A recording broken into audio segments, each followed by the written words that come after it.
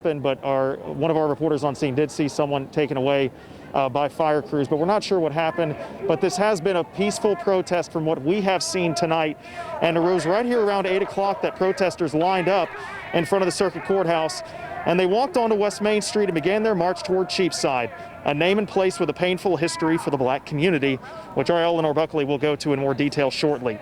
Then, in front of Lexington's police headquarters, many sat as protesters shared their stories of encounters with law enforcement, many feeling unfairly profiled and treated because of their race.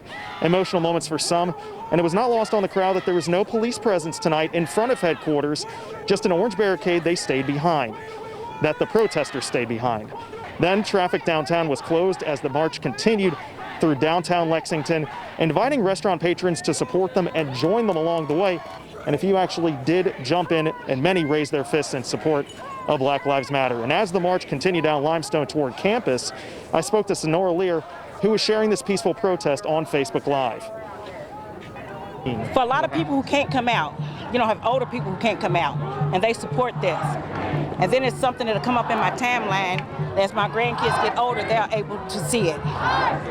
This is my granddaughter, my grandson, and I want them to see this.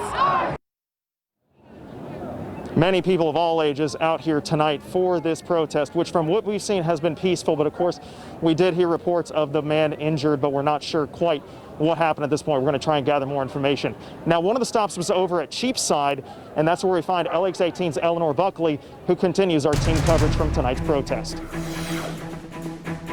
As you can see, tonight, Bluegrass Tavern is boarded up and Centro is closed, but last night that wasn't the case when protesters came here, and they decided to use it as a time to educate people about what they're doing. CHEAPSIDE has a long history as one of the largest slave trading sites in the country, and protesters say they can feel the spirit of their ancestors on this sacred ground.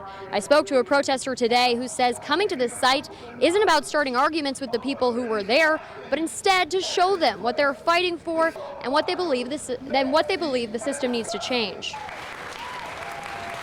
Peace to my ancestors that were sold here. Peace to my ancestors that were sold here. It's like anybody who's moved into a house that has history to it.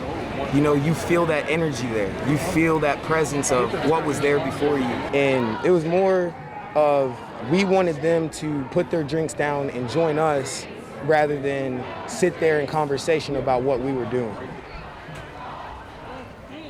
And protesters tell me they will continue to keep coming to CHEAPSIDE in the days ahead. Live in Lexington, Eleanor Buckley, LEX 18 News.